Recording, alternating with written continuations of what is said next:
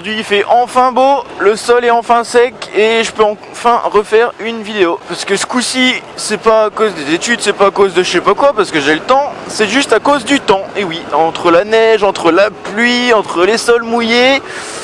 Bon, tu vois, je fais pas énormément de moto juste comme ça, donc voilà. Attends, tu vas me laisser passer en face là.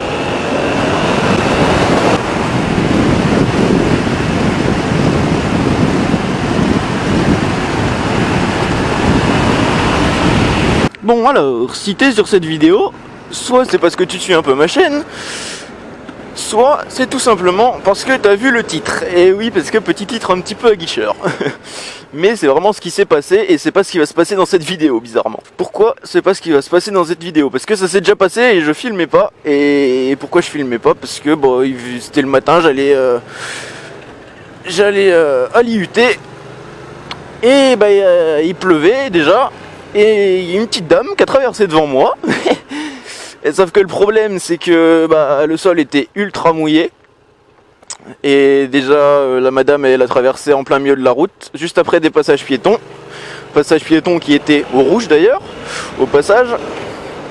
Enfin bref, elle a traversé devant moi, à moitié en courant parce qu'elle devait être en retard, sans regarder. Et bah c'est passé ce qui s'est passé, j'ai essayé de freiner, le sol était mouillé. Les deux roues, bah elles se sont bloquées. Par chance, je sais pas comment j'ai fait, mais j'ai réussi à pas me casser la gueule. Là, merci bon Dieu de m'avoir sauvé la vie. Enfin, peut-être pas la vie, mais au moins d'avoir sauvé la moto de toute rayure. Donc moi, je suis pas tombé, la moto non plus. Et le problème, c'est que bah, je l'ai renversé, la dame. Donc là, je vais aller sur le lieu du crime, tout simplement. Le lieu du crime, je vais aller tout simplement là où ça s'est passé pour vous montrer un peu... pour vous montrer un peu les circonstances, enfin les circonstances, surtout vous montrer l'endroit. Bon, alors du coup, comment ça s'est passé après tout ça pour moi? Parce qu'à mon avis, ça doit quand même en intéresser certains, parce que tu renverses quelqu'un, tu te dis, niveau justice, niveau tout ça, assurance et tout, comment ça se passe? Eh ben écoute, le truc c'est qu'en fait j'étais absolument pas en faute, je roulais à une allure correcte, j'étais entre 40 et 50, pas plus c'est sûr.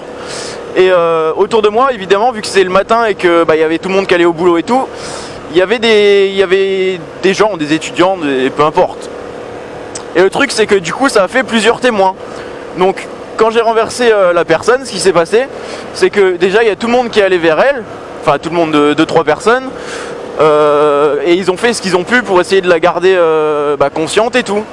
Et à ce moment-là, en fait, déjà, toi, tu es encore un peu plus loin en train d'essayer de freiner la moto ou de faire ce que tu veux en fonction de comment ça s'est passé. Et du coup moi j'étais arrêté avec la moto, j'ai arrêté la moto et je me suis dépêché de courir vraiment vers la personne pour voir ce qui s'était passé vraiment, comment elle allait.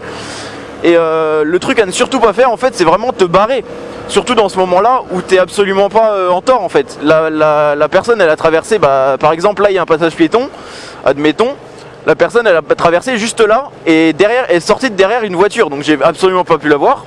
Et c'est pour ça qu'elle est totalement en tort. Et les témoins du coup ils ont pu dire aux policiers qui sont arrivés du coup après, dire ce qui s'est passé. Enfin après j'étais pas là lors de leur déposition, mais voilà quoi. À mon avis ils vont pas me faire un coup de pute. Oh le micro chien toi. Selon ton étage, le chien il fait 1,5 mm de large. Le truc il fait la taille de mon pied quoi gros.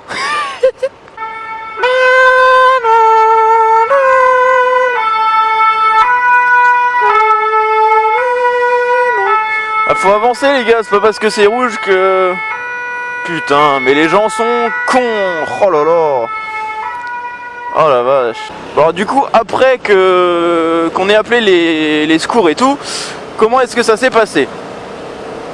Alors, il y a les secours qui ont été appelés, évidemment. Ils sont arrivés et ensuite, il y a les forces de l'ordre qui sont arrivées. En l'occurrence, là, c'était la police nationale. Bon, après ça, évidemment, je me suis présenté au secours pour savoir un peu comment ça s'est passé.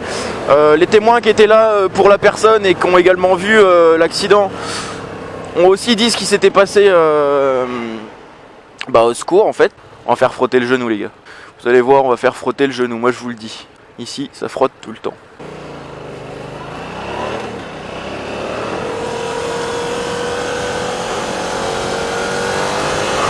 Et oui, ça a frotté 2 fois mon gars. C'est ça qui est bon. Et là la petite roue qui fait plaisir. Donc après ça, le policier qui s'est chargé de moi m'a demandé de faire ma déposition en fait, de dire ce qui s'était passé selon toi. Premièrement, il va te demander en quelque sorte de donner ta version à toi avec tes propres mots sans te poser de questions, et après il va te poser quelques questions s'il a besoin d'autres informations. Évidemment ensuite il va te demander si tu es en moto par exemple, il va te demander tes papiers, les papiers du véhicule, ton permis, pour voir si la moto était aux normes, pour voir aussi si la moto avait des dégâts. Il m'a demandé si la moto avait des dégâts, si moi j'étais tombé, si j'avais eu des dégâts ou pas. Donc moi sur le coup en fait j'avais juste eu le rétro, au lieu d'être comme ça en fait il était juste tourné comme ça parce que la meuf elle avait forcément, je l'ai tapé avec la gauche du guidon en fait, et il n'y a que ça qui a pris, et du coup mon support de téléphone là qui s'est pété, du coup j'ai foutu du scotch à l'arrache. Et donc oui, du coup il y a juste le rétro qui s'était tourné et j'avais pas eu de dégâts, donc par rapport à ça j'ai eu vachement de chance.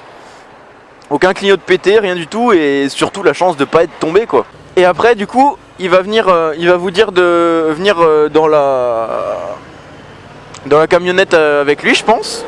Enfin moi en tout cas c'est ce qui s'est passé, et quand je dis quelque chose c'est ce qui s'est passé pour moi hein.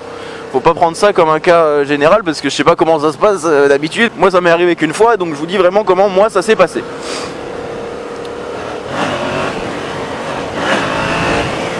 Donc on est allé dans le petit fourgon de police. Il m'a reposé encore 2-3 questions par rapport à la déposition que j'avais faite. Et c'est là du coup qu'il a écrit la déposition sur son papier en fait. Il m'a demandé des coordonnées, etc., etc. Donc en partant, il m'a dit donc vous pouvez y aller machin. Et comment ça se passe après? En fait, il faut aller chercher un constat de police que tu vas aller chercher à l'hôtel de police. Normalement c'est ça, c'est à l'hôtel de police. Donc moi je suis allé le chercher à l'hôtel de police de Dijon. Et ça, il faut l'envoyer à ton assurance, que d'ailleurs tu dois appeler juste après l'accident, dès que la police est partie, parce que c'est la police le principal en fait. Donc dès que la police est partie, dès que tu es tranquille, que tu peux y aller, faut appeler ton assurance pour lui dire ce qui s'est passé le plus vite possible évidemment. Et vraiment lui expliquer tout ce qui s'est passé, les dégâts sur la moto, faire une sorte de déposition à l'assurance également. Et c'est là que l'assurance en fait elle va te dire, en fonction de l'assurance que tu as souscrit, c'est là que tu vas savoir en fait si tu vas avoir des trucs à payer plus tard. La personne qui s'occupe de ton sinistre va surtout te dire comment ça va se passer, comment ça va se dérouler, et que que ton sinistre a été pris en charge en quelque sorte hein. Donc après l'affaire elle suit. Et soit t'as des nouvelles s'il y a des problèmes ou des manques d'informations, soit t'en as pas, et logiquement c'est que c'est bon. Donc moi au jour d'aujourd'hui j'en ai pas. J'ai aucune nouvelle de ce qui s'est passé depuis que j'ai envoyé tous les papiers, etc. Et ça s'est passé le 11 janvier. Donc ça fait bien 2 mois que c'est passé, et j'ai encore aucune nouvelle, donc c'est que tout va bien, c'est que je suis vraiment pas en tort. Et que la personne qui a été accidentée aussi a pas menti, a pas dit de conneries par rapport à ce qui s'était passé en fait. Donc les blessures que la dame a eues, si vous voulez savoir, j'étais à peu près à 40 km/h. Elle s'est pris la gauche de ma moto, donc au niveau du guidon du rétro. Et elle a dû avoir le crâne soit qu'à cogner contre mon casque, soit qu'à cogner au sol en retombant. Du coup en fait elle avait le front ouvert. Et à ce qui paraît, à ce qu'ont dit les urgences, elle avait peut-être une fracture au niveau de la cheville, mais j'ai pas de nouvelles de ce côté-là.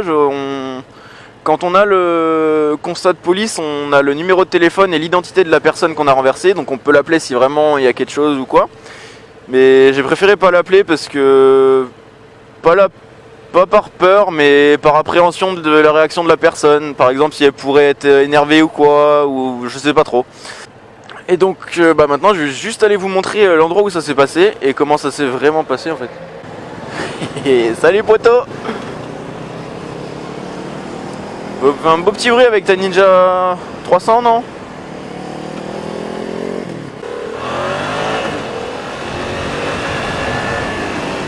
Ensuite, ce qu'il faut savoir, c'est que quand tu as un accident comme ça avec un piéton, ça peut vraiment traumatiser en fait, parce que tu te rends compte que tu as renversé quelqu'un et que bah, ce quelqu'un il était vachement fragile par rapport à toi. Même si tu es en moto, moi par exemple en fait je suis pas tombé. Et la violence du choc on s'imagine pas, mais un choc avec une personne c'est vraiment violent. Sur le coup j'ai pas trop fait gaffe, mais quand j'ai renversé la personne, y a vraiment plein de trucs qui ont défilé dans ma tête. Et c'est pas quelque chose qui m'a traumatisé, je vais pas dire ça, mais ça m'a fait quelque chose. Et tu te rends compte de vraiment beaucoup de choses, que tu es vraiment vulnérable, que tu sois à pied, peu importe.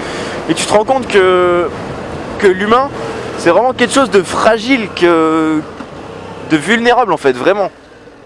Et quand tu renverses vraiment quelqu'un, donc un piéton en l'occurrence, ça te remet vraiment les idées en place et tu fais vachement plus gaffe après à tout ce qui est passage piéton entre les voitures. Et je vous conseille pas de vivre ça, hein, mais essayez de penser à tout ça avant que ça vous arrive, franchement.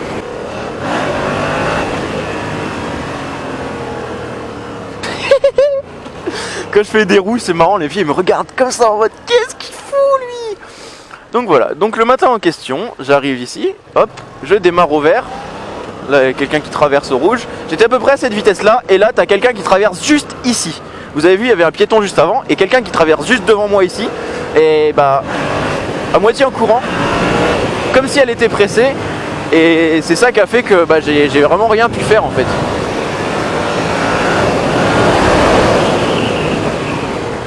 Et j'ai vraiment rien pu faire et voilà. Bon évidemment je roulais pas comme ça ce jour là hein. Bah, écoutez les gens, je suis revenu à IUT. Donc cette vidéo s'achève ici, j'espère que ça vous aura fait prendre conscience de certaines choses au niveau de la vulnérabilité de l'humanité, de votre personne et des personnes extérieures à vous. Et j'espère que ça en aura aidé certains, si jamais vous avez un accident plus tard, ce que je ne vous souhaite absolument pas. Et d'ailleurs, roulez toujours protégé les gars, c'est vraiment quelque chose d'important. Faites pas de wheeling derrière la voiture comme ça. C'est pas bien. Et voilà. Bon allez les gens, je vous dis à la prochaine pour une nouvelle vidéo. Ciao.